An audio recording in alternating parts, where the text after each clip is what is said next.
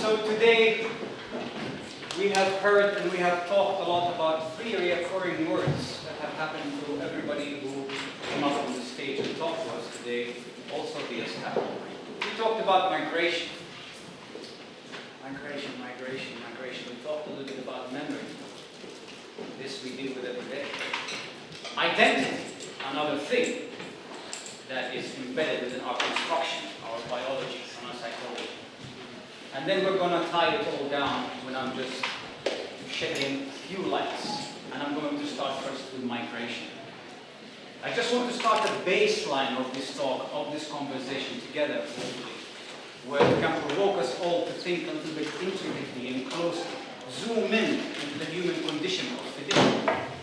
Migration first began with the first man.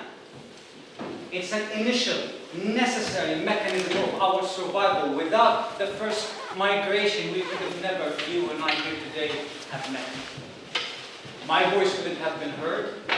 Your eyes have caught the reflection that is bouncing off of my body, so you can perceive me as an entity existing and talking to you today.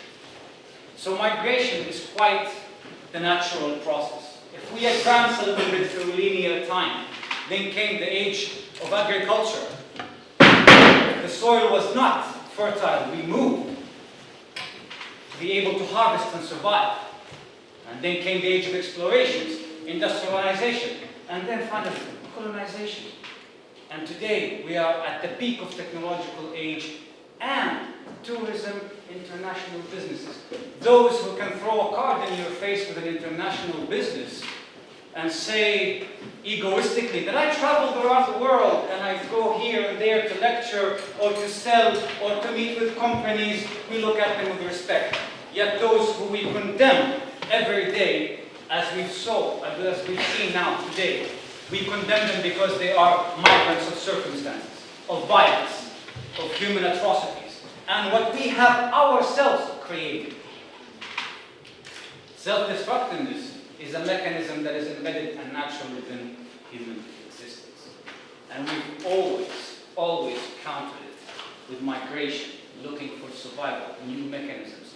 And when we developed and evolution took us to a stage where our technology has advanced, now we look onto the final frontier, which is space. We consume the earth, we are consuming each other and our resources and just dumping pollution and killing our species step by step. And so what is the next step? The next step is to kind of find somewhere else new resources, because that is the human nature of extremes.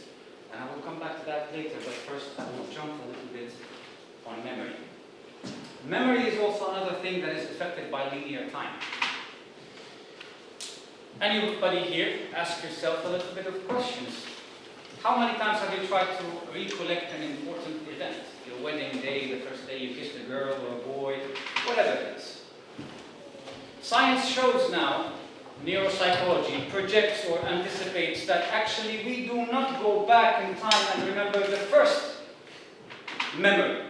We only remember the last time we spoke of that memory and conjured these images. Which means in linear time we are always a victim of manipulation. Manipulation of our own perception, identity, memory, circumstances, travel. We have cure, we do interventions for people who travel for pleasure or for work or for study, and they call it cultural shock. Yet we expect those who are shocked at home and come here to suffer no cultural shock. We demand them to adapt and to integrate amidst all of this distortion of a new culture, of a left-behind past. Which one is it? As we saw in Haddad's play, where should his mind reside? In the trauma and the pain of the past? Or is it in the present that is so demanding? Or the hopes of the future, perhaps, where he can create for himself and maybe his kids in the future and his family a new set of memories, a new perception of himself. That is neither an easy process, nor it comes fast, nor without help, nor without community. And that's going to take me to my third point for the day, which is identity. Identity is a quite fragile thing, exactly like memory. In criminology, for example, all research shows that testimonies of witnesses, whether they have been victimized by the incident or not, most of what they say is perceived reality and not actually helpful in an investigation.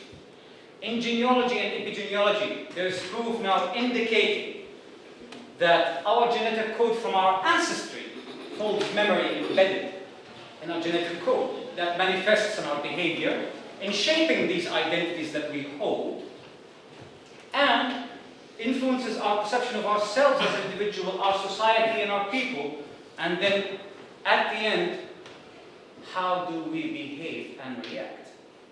So it is very important to understand that we are nothing but fragments in a linear time with circumstances changing, taking us from one emotional state to another. So think a little bit outside your zone as a regular person. Maybe you have enjoyed stability in your homeland or have had an economic, social status that supported your dreams and aspirations. And look on those who are merely trying to survive, trying to head somewhere where they're not being hunted, whether it's for religion, whether it's for color, whether it's for creed, whether it's for race. Race, another issue that was kind of removed from the actual academic and scientific world after we have tools to show any genetic test of anybody here in the room that you are not belonging to one race. You're not belonging because we all started in one geographical location, spread over thousands of years, we changed color, we adapted. We are adaptable beings. However, when we are adapting to every ever-changing situation, especially today, in a highly technological age, high communication, even our memory and our concentration span is short. The authenticity of human emotion is disappearing slowly, dissipating through the clouds, because there's no human interaction anymore in most of our social constructions. Look at our schools, look at our hospitals. We're all processing numbers, we're all processing human beings, without actually the value of what creates a human being. Why do we condemn those who come out of fear when every host country throughout modern history has shown a development in social status and economic status due to hosting populations of refugees? Because this means tax revenues. This means labor of jobs where comfortable people don't want to do these jobs. So why? So how? This leads me to take these three things: migration, memory, which is a very fragile thing, an undependable thing within ourselves and society and how we perceive each other, as well as identity, which is shaped by those things. If my identity is shaped and ever-changing by every experience, every interaction, where is the truth in that? I ask you. Is there truth in your view of your own self, or is it just projection by yourself? Do you actually exist in the context you believe? Are you viewed by others the same way you internalize your image of yourself? Is your relationship actually, as you view it with your father or mother, received the same from your mother or father to you? Probably not. We are alone, and we define ourselves alone. This is our task. Which brings me back to the human nature. During my work against radicalization and extremism, I found out through the research that it's quite normal for the human nature to be quite extremist. And one thing amazed me is that upon interviews of many people who came back from fighting for those organizations such as ISIS, Daesh, whatever we call them, Taliban, etc., etc., etc., most of them were fighting due to the loss of significance, due to the loss of their identity. And it doesn't help that we are spreading so much fear, as mentioned before, today in this event.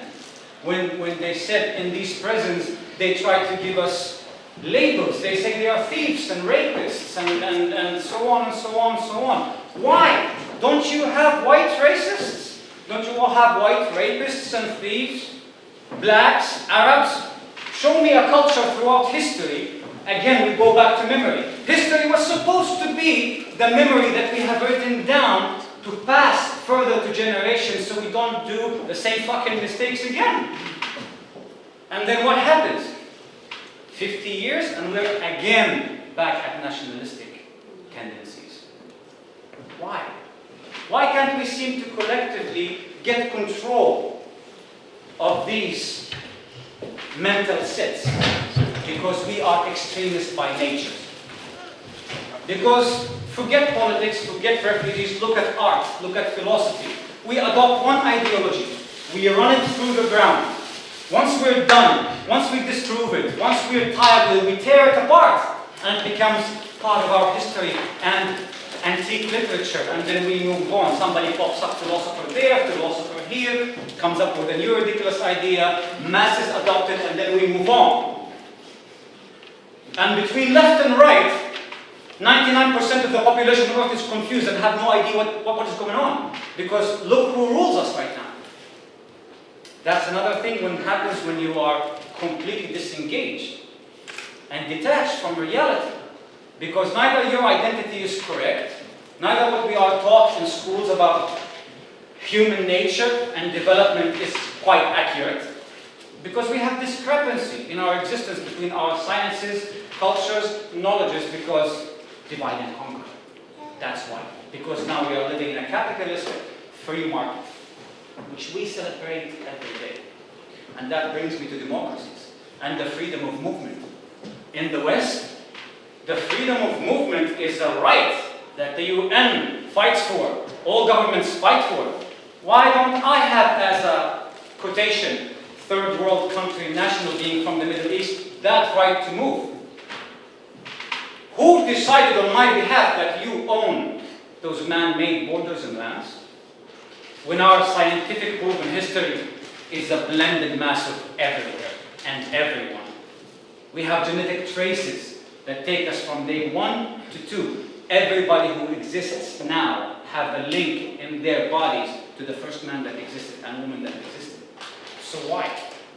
So it is a reality manufactured by ourselves, by our human race, the species that seems to find solution to things by consumption of one another, of resources, of our environment. And that brings me to two last points, because I had to condense and make everything short for today. But what is the opposite? And please answer if you know. What would you think the answer to nationalism would be? If we have ended in the same nationalistic tendencies decade after decade, we keep repeating the same story. So what's the answer? I wonder sometimes at night, I can't sleep. What is the answer? For me, why I founded this organization or platform, because it's not mine, the idea is to invite anybody to come and participate, is multiculturalism. Because it's the only way, if we open up societies and open up these borders and break the barrier of fear, which is the biggest tool of control that exists in human history. It's been used from day 1 until today. We feared the beasts of the lands, we went into caves. We did not understand fire the first time we touched it. Right?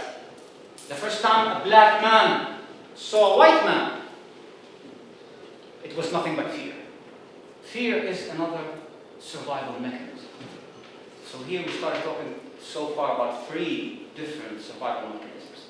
But yet, we don't seem to remember our history, and yet we seem to use it in a different way than what we should do. So Multicultural Center, the idea behind it is exactly that.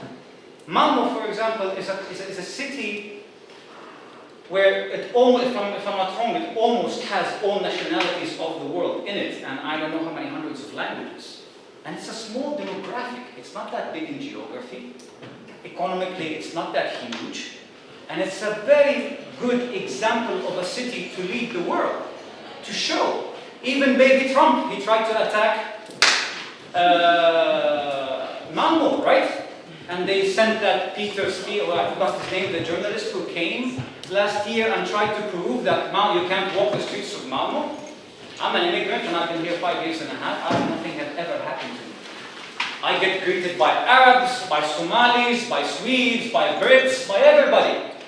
Because I have the international multicultural language that I've been developing myself to be able to function in the world. Because if you and I, we don't decide that the world has changed, if we tell them, if we let them just push this rhetoric of fear the whole time, you're blonde, you're black, you're whatever, whatever, whatever, then we will never be able to change a system that is systematically putting all minorities, well, majorities, but all minorities in one control, because the West right now is the lead. And I don't think it's not safe to say that the West is falling and collapsing, and you're all realizing it right now in terms of economic control and foreign policy, because they've been messing up for decades after decades. Because to spread this idea of, to push people, to make them think like you, they're not like you, they are not you.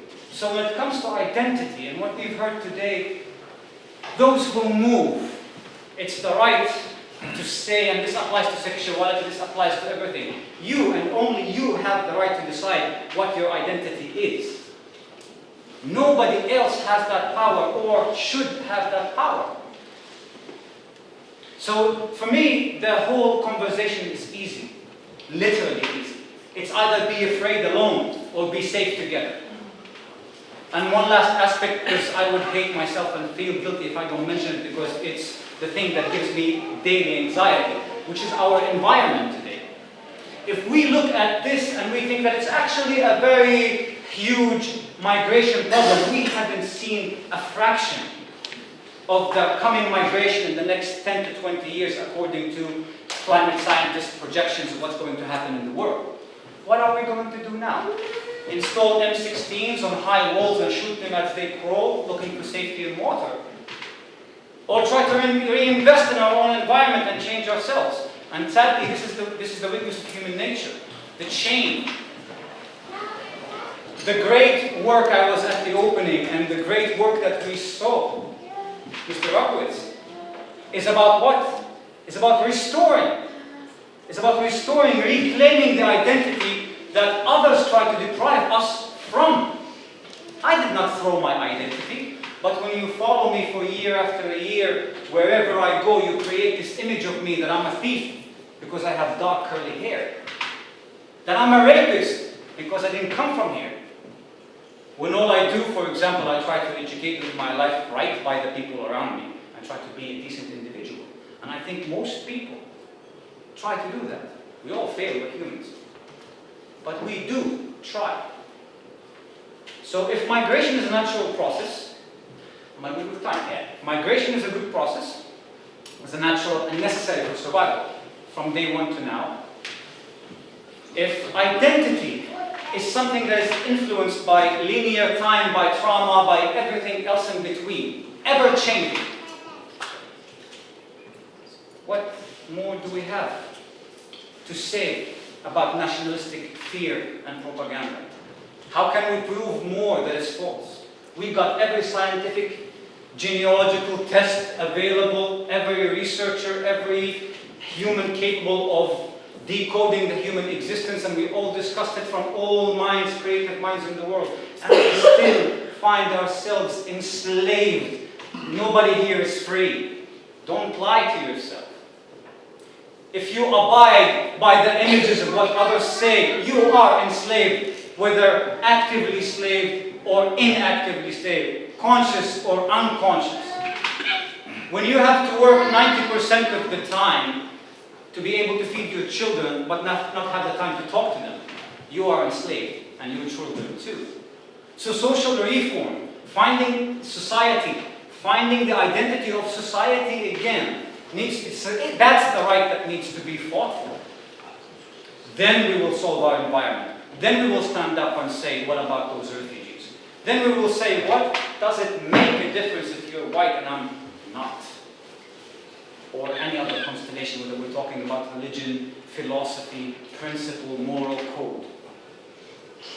So, last thing I would say, which I will steal a peek because I forgot. I just wrote 3 things at the end I want to say. Migration is a natural and necessary for the human race, for survival, and it's an urge of exploration inside all of us. There's nothing weird in it. Memory is fragile and unreliable. Don't trust your own memories, because you can't. It's all distorted by everything else that we perceive as reality. And again, I say we perceive, because your reality at this moment is not as mine, right or wrong. So it is yours, only yours. Don't project it on others. And identity, nobody has the right to label anybody's identity as anything else than what they say. That means, sadly, we are at the age of inflating human rights, where everybody is becoming hypersensitive and saying, I feel misrepresented, I think we should collectively grow up a little bit and try to look at our survival first. Because we're not going to survive the next 50 years to 100 years if the projection continues the same way. So I hope we can start here, lead the world with Malmö, because Malmö is a very good example internationally. That's why I'm not a refugee of war. I came here by accident and I got stuck because I liked it, because I thought there was potential, because I've never been at home at my homeland, which I'm from Jordan, Christian minority, so it was difficult, and I was also from a secular family, which is even worse. So, you know, so the whole idea for me, like not belonging, and I'm an artist also, I'm a heavy metal musician, so imagine heavy metal in that context there, that doesn't pay so well. So ultimately, I had to search, I had to travel, I had to move to find a populace, a geographic location on this wonderful planet, where I can find like-minded people, where I can communicate maybe with youth, not through the language, through the music, through the academics, through the knowledge, through the paintings to them, and so on. With Hadi, through his performance, that was a glimpse of a memory and how much damage a memory can do to an individual. Think about the guns that we manufacture and how many pieces of flesh they hit on a daily basis. How many we take away from their roots. How many we just tear apart, if not by the body, by the mentality and by the emotional construction. And then we condemn society because we don't have healthy, functional people. I wonder why. So the last thing I would say is I hope that you leave here with the memory of these things that I've talked about and what Hadi showed and what everybody that participated today blessed us with their beautiful words and performances. So lastly, let's not be afraid alone. Let's be safe together. Thank you.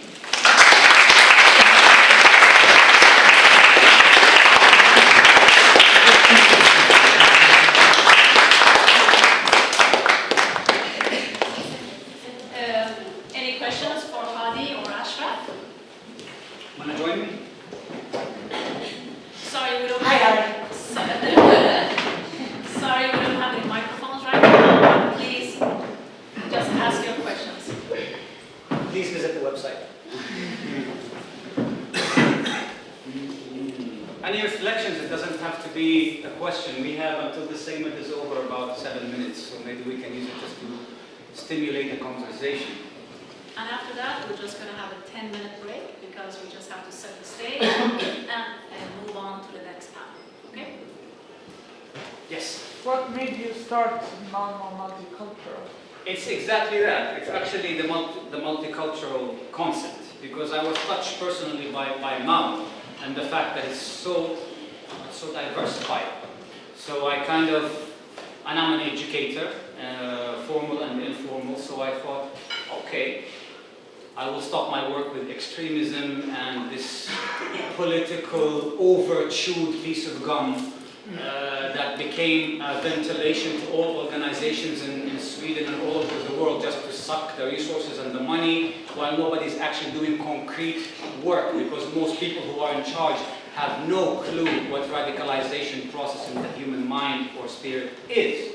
So I switched, I left that behind, and I wanted to talk about multiculturalism as a step one to a solution. I'm not here to provide solution, but maybe to help move people towards together so we can take a step towards blending more and uniting similarities and common grounds instead of these spheres of differences, which is, for me, all politically made.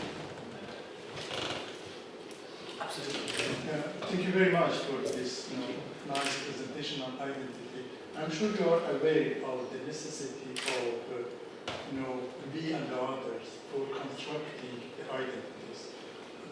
With other words, I mean that identities are not essentially there, and come with us naturally.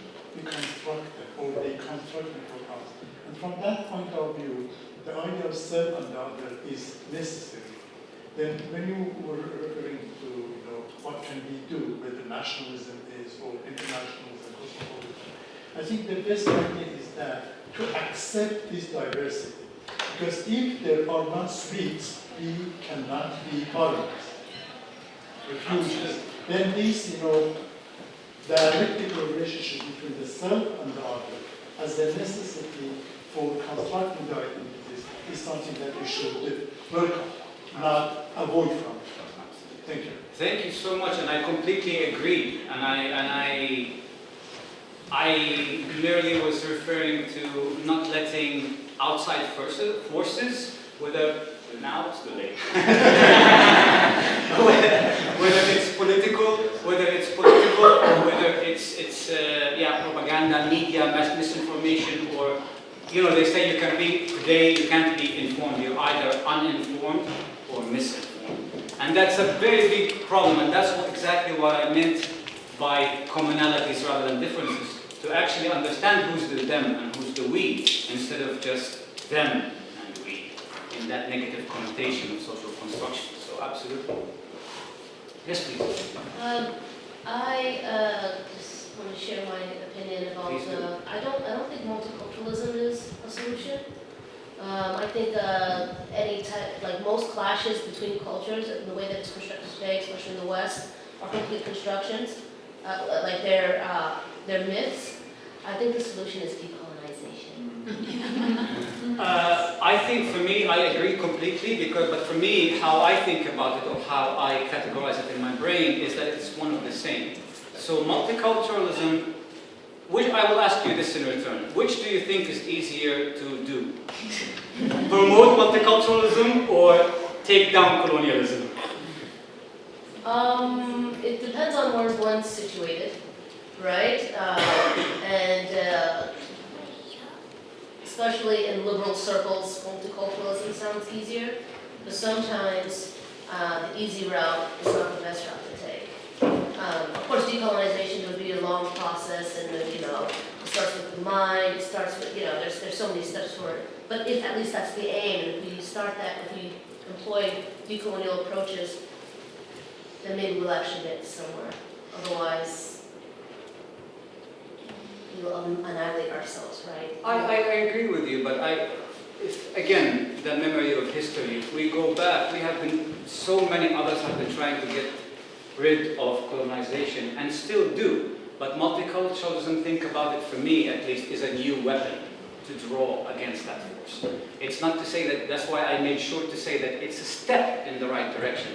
If we can cope and adapt that as a piece of our identity and choose to reconstruct that this is us, this is me, I'm a multicultural. That means I accept you regardless of your color, nationality, sexuality, or how you identify yourself. I treat you on the basis of who you are as an entity, as an interactive entity that I interact with. So absolutely, I agree with you that the fight against colonization is continuous and probably will continue for decades more. But now we are seeing a surge that backs up multiculturalism, and it could be also helpful towards that fight. But I agree with you. But it's not necessarily combating colonialism, right? What I mean by decolonization, also the idea of cultural difference, right? For it to be sort of mystified. That we cannot have cultural, I think I could easily have cultural similarities to you. I'm not from the Middle East, I've never been to Jordan, but I think that we do have some similarities, and that's where the process of decolonization really starts. not necessarily to, you know, strip down, and that would be the goal, obviously, but do you understand what I mean? I totally To decolonize does not mean to destroy the colonizers Yes. or whatever. No. It means to start with ourselves. Yeah, absolutely. And multiculturalism is kind of a dish to be able to pick a little bit more of exotic fruits from everywhere else to accumulate the human spirit, the human mind. Don't forget that we are nothing but programmable chips. If you are exposed only to 5 people your entire life, your perspectives are locked to those. If I haven't traveled outside my continent or country until I was 35, then for those 35 years I am locked with that experience, and no matter what I try in technology to reach, I will not physically to be touched by it. And so multiculturalism is basically just, a plate of exotic fruits that you can introduce yourself to different flavors and life and different mentalities. Yes, please. Yeah, actually we are talking about I'm just how close to hear you. how part of the world in the sense that I would say when it comes to it's possible in Sweden, let's say in Denmark, in some areas like this, but half of the other world is hungry. So when you go there, the face of problems change. Absolutely. So decolonization or multiculturalism. That's why I called it Malmö Multicultural Center and not Sudan Multicultural Center, because I believe. So this is the last point I will try to make, because I know you're signaling me. But so sadly that the Western governments have been trying to spread democracy with war, as we have all experienced in our lands, and colonization. For me, I want the West to adopt this mentality in hopes that they will bring it there as well, as part of their agenda, instead of their weapons and their batteries and machine guns. But in face of globalism, which is different name of colonialism, advanced capitalism with technology. And that's why it's a very, very tough I'm challenge. sorry, we just run, I don't know how many coffees, but in Colombia they produce every day coffee, they don't drink coffee. You just mentioned, I don't know. Could I just ask you to continue why you're drinking the coffee? Because the coffee